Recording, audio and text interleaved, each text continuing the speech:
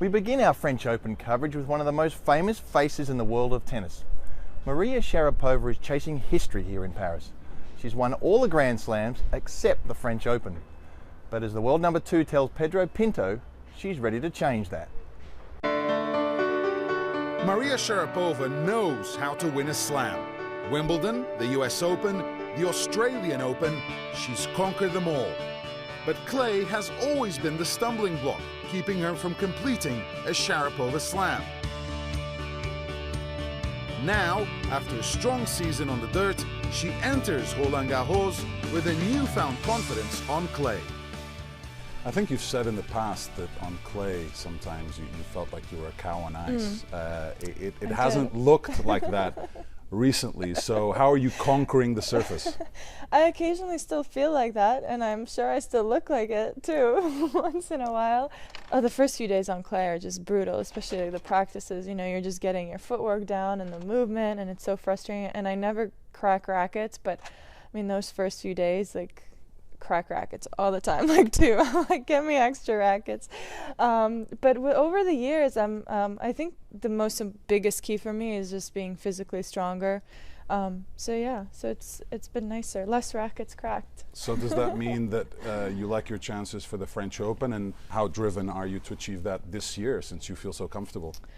I am, but it's a long summer. We've got so many things going on this summer. You have the French Open, which has always been a big goal of mine, because I've always said it's going to be the most challenging Grand Slam for me to win, whether it was when I called myself that, you know, cow on ice or whatever it was.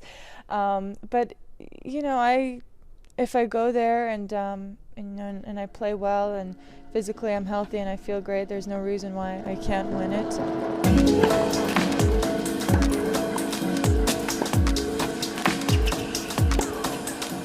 For a long time, I'm sure you got tired of hearing about it. It was about what's going on with the women's game. Yeah, it was tough being compared to the men's game when you have, you know, such amazing rivalries. You have the top four, you know, Roger and Rafa getting to the finals. Then you added Novak to the mix, just started dominating. You know, and Andy Murray, who's kind of, you know, getting far in the tournaments, always looking for, you know, for the first big one. So there's so many stories created there that it was very challenging to be compared to that. I've said this and I still believe it. The level of the game from the first round on that you play at a women's event is so much higher than you see 10 years ago, where, you know, I mean, I kind of felt like I'd come to a tournament, you know, take the first few matches and see it as a warm-up in a way. You know, everyone would be saying in the press, well, why is it always 6-1, 6-0, 6-2, you know, and I mean, what can you really say? I mean, you try to win the match in the best way possible.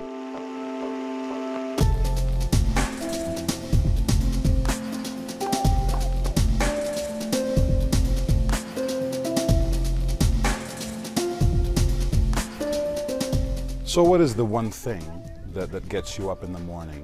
Is it the career slam? Is it the number one? What drives you right now?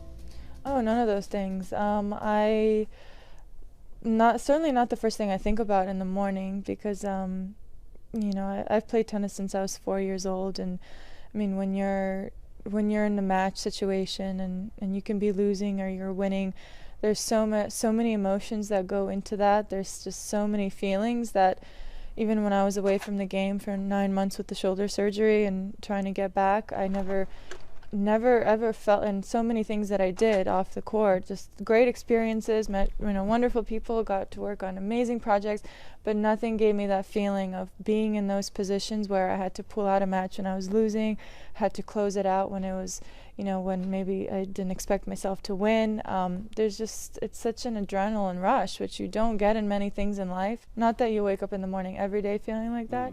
Because there are a lot of days where you're like, I don't want to see anyone, not the coach, not the trainer, not the fitness coach, none of you guys. I want to see my pillow and that's it. Many days are, you know, I have those days for sure.